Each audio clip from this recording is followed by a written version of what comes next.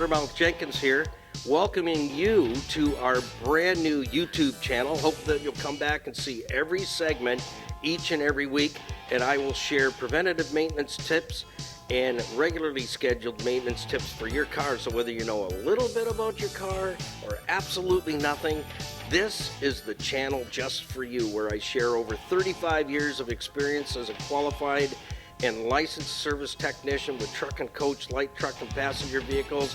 Come back and visit us and tell your friends, and we'll see you each and every week right here in the Car Connection Workshop on YouTube. Hey, Niall Motormouth Jenkins here in the Car Connection Workshop. Thanks for stopping by. If this is your first time here, well, you'll probably never be the same after today. So you might want to maybe find a therapist ahead of time, because we do things exactly the same way every single day, every single week, only different. So today, what do I have for you? Thank you for asking. Today, we're going to take a look at how we properly, or is that the right term? I wonder what Sting's doing today. Does anybody wonder where he is? I wonder what he's doing. We'll have to check in with him later, see if we can find him. Anyways, we're going to pack wheel bearings today. And these aren't your sealed wheel bearings. These are old school wheel bearings. They still are used today. And there's a right way and a wrong way to do it. But today I'm not going to show you the wrong way. I'm going to show you the right way, how I pack bearings. And it may go against maybe perhaps the way you do it. So I always say this.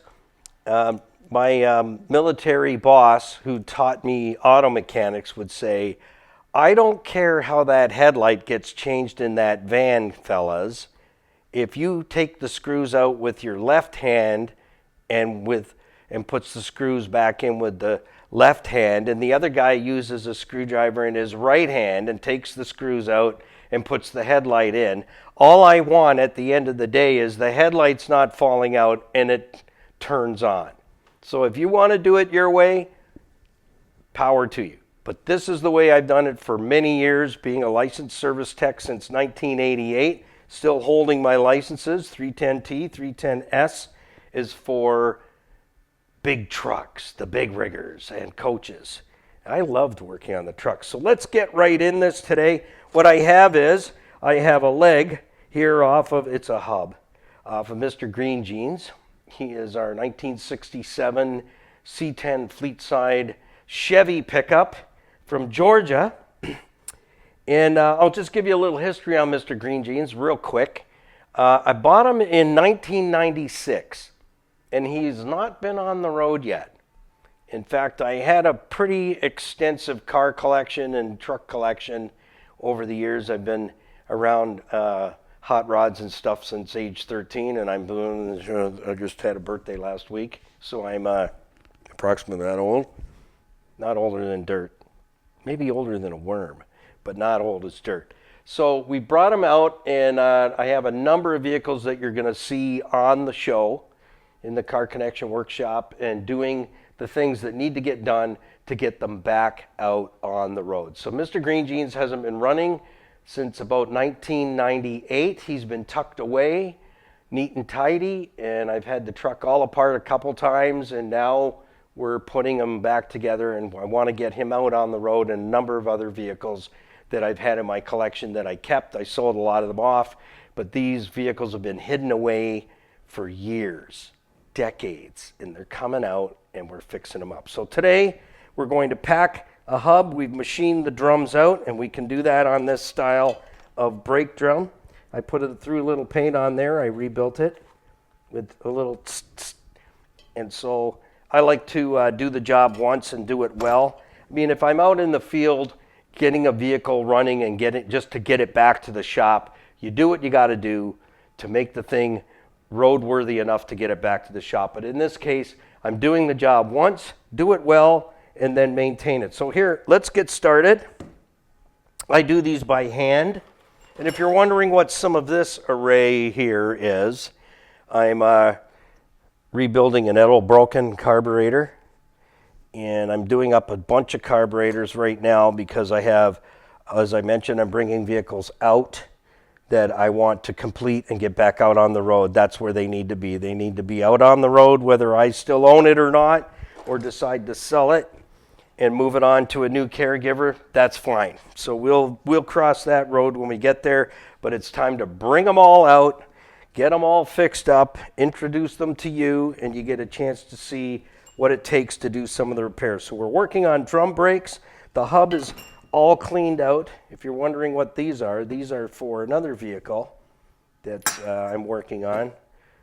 One of these is going to fix the heating system and get it hooked up properly on another Chevy I'm working on, and you'll see that one later on. That'll be another segment. We got some items to do on that particular vehicle coming up, so you'll want to stay tuned. So I've cleaned it all out. You want to make sure you clean this out really, really well. I use my handy dandy. This is a really cool deal. This is a small mini parts washer. So if you don't have a lot of room at home, you can pick up one of these things relatively cheap. And I wash a lot of small parts. When it comes to bigger stuff, I use the power washer and degreaser. So it's been a great tool for if you're doing carburetors or you're cleaning out a hub like this and you don't have a lot of shop room. This is perfect for me. Just perfect. So clean the hub out really, really well. Make sure all the old grease is out. And then I use brake parts cleaner to clean it up inside. You got to make sure you spend the time to get all the old grease out. It's got to be spotless. So let's just let you have a look at that. Can you see me? You see me now? Can you see me now? I can see you there. Yeah, I'll take that jelly donut you got. All right. So you want to make sure that baby is spotless. So let's start by putting some grease in there. And I use my hands. That looks so good, but I wouldn't do it. So, and I just pull that grease up inside like this. There's a ridge in there, and you want to get that grease right underneath that ridge. So I pull it upwards towards me. And it's a case of you don't want to overdo it. If you overdo it with the grease, when that grease gets warmed up, you risk blowing the grease seal out, and the grease goes all over your brand new brake job in there, new shoes and everything, and it's a mess. It's a mess. There's such a thing as enough is enough, and more is too much. So right now, that's about where I want to be. So if you want to have a look at that, that's about where I want to be as far as how much grease I have inside the hub. I don't want to look at it, and if an apprentice is doing the job with me, I don't want to see great big gobs of greasy, grimy gopher guts in there. I just don't. No animals have been harmed during the shooting of Car Connection. So I don't want to see big gobs in there because that's where we're going to have a comeback situation. Too much grease. All right, now we're going to pack a bearing. So what I do is I do this. Another gob. I take the bearing this direction. So this is my scraper, and I take some grease. And some guys will say, well, I'd use a bearing packer, motor mouth. Well, you go right ahead. I said, you know what? I've been packing wheel bearings by hand for 40 some odd years, and there is a real reason why I do it by hand, because I want to feel that grease going deep into the tapered roller bearings. And I've never had a bearing on a light truck passenger vehicle or a highway truck go bad on me in 44 plus years in the service bays. So if a bearing packer is what you want to do it with, you do it. You use the bearing packer, but I don't even have one because I have them built in right here. It's right here. I don't have to go get one. I got one. So this is what I do, and then I just keep bringing it in, and pulling it in and turning the bearing. So I'm rotating the bearing and pushing the grease in and pushing the grease out of the center. And somebody might say, wow, that's such a waste of time. Well, you know what? As I mentioned, I've never had a wheel bearing ever fail on a brake job or an axle job or Q brakes on a truck, ever. Ever, ever, ever. And then I just put some more grease around it. I take that gobber off of there, and here's what I do next. I want to roll the cage. Hold the center, roll the cage, and I can feel that grease in there. You can see the grease coming out around the tapered roller bearing. See that right there? I just wiped some off. That's what I'm feeling when I'm rolling it. I know there's grease deep inside those tapered roller bearings. So I just clean up a little bit more, and then this one is done. That's ready for install. Next, we're going to do a bigger one. This will give you a bigger visual. I'm going to do it the same way. Let's just bring some grease down into your palm of your hand and smoosh it right in there. See how that's going in there along this edge? And it's already starting to come out around the bearings. And see, it's coming through the front. That's how I know I've got grease in the tapered roller bearing and the cage. And that's what I want to see. And that's why I do not use a bearing packer. I was taught by the right guys on how to do stuff that were, I'll tell you, I've had the opportunity, been blessed to have had to work underneath some very sharp techs and learn some very good tricks that have stayed with me all these years. So like I said, if you're changing a headlight and you're doing it with your left hand and the other guy's doing it with the right hand, you're both correct.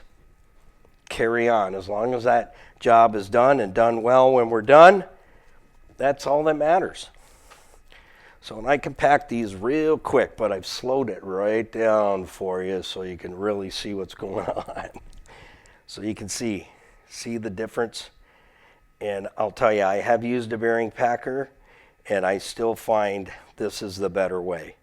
It's the better way. You can see the bearing, the grease is right through the bearings. And so now I'll just put a little bit of sauce on there. Imagine that. A wheel bearing grease filled donut for the one you really, you know that person that really kind of irritates you? Yeah, that'd be bad. I could tell you a story. I'll tell you a little story as I'm going here about Brutus. Brutus was he was a medium-sized bulldog. And I was doing this, and I had a big tub of my favorite wheel bearing grease. And the phone's ringing in the house. I'm working in the driveway, and I was fixing Toyotas up at that time, Celicas especially. I fell in love with those things, and I rebuilt a bunch. I'm working on this one, and I'm doing the brakes, and I'm packing the bearings, and the phone's ringing off the hook in the house, and I'm going, well, I got to go see who that is. So I just kind of wiped my hands up, took off, went in the house, and Brutus was around, but I really didn't pay attention.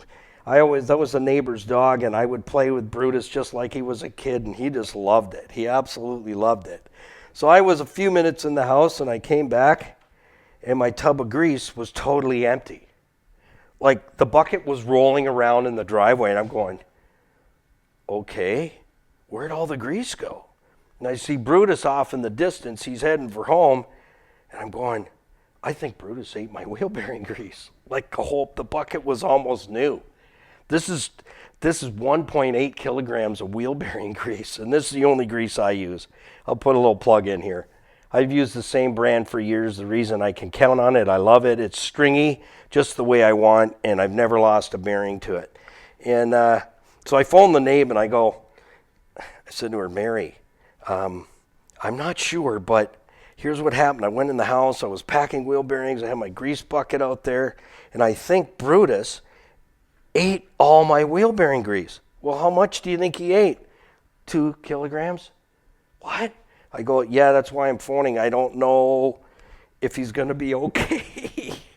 So next day, she phoned me, and she said, yeah, he did, and talked to the vet and just said, he's going to have a few very nasty days. And I look out the window, there's Brutus, and he's spraying like a fire hose from the back, and I'm going, well, it's going to be a smooth move anyway.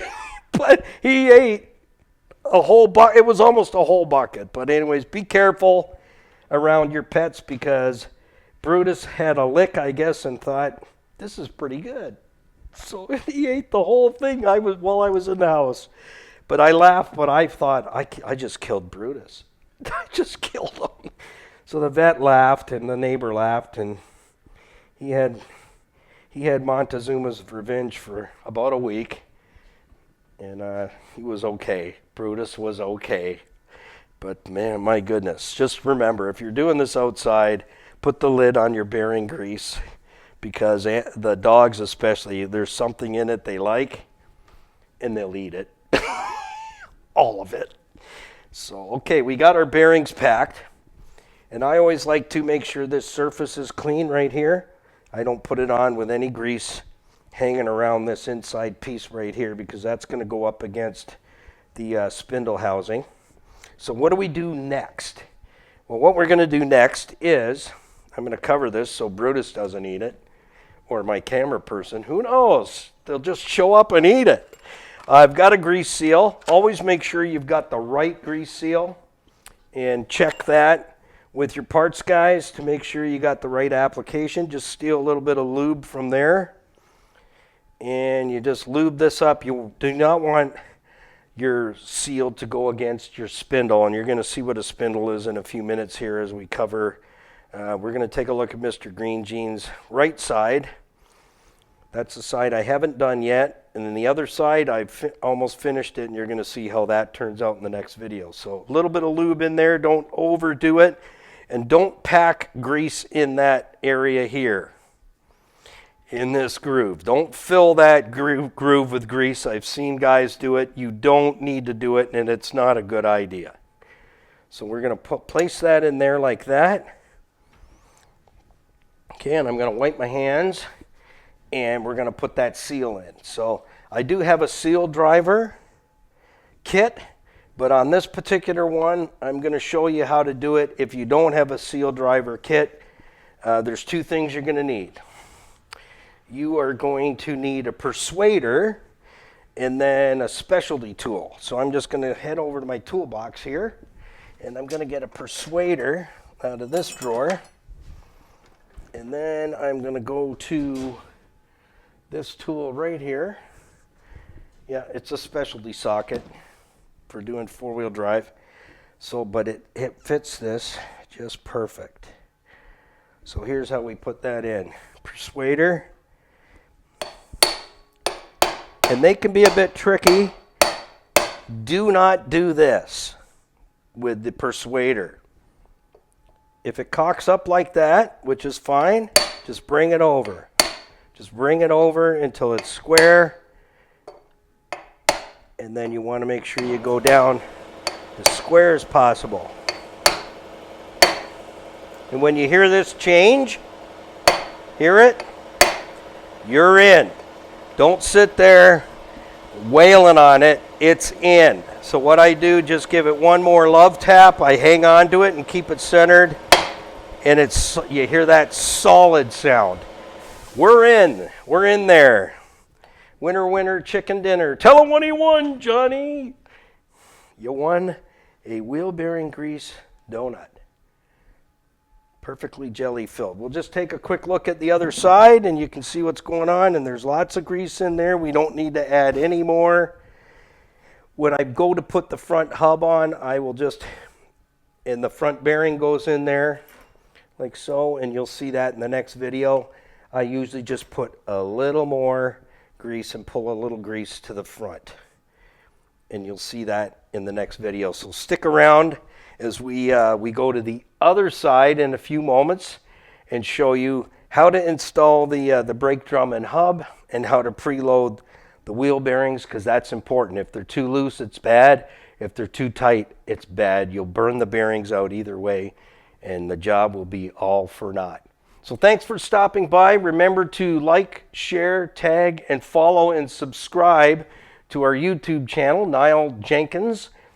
And share us with your friends, and visit our website, carconnectionbusinessnetwork.com, anytime. And we'll see you in the next one. So keep it under 100. Put the coffee on, because we're coming to your house.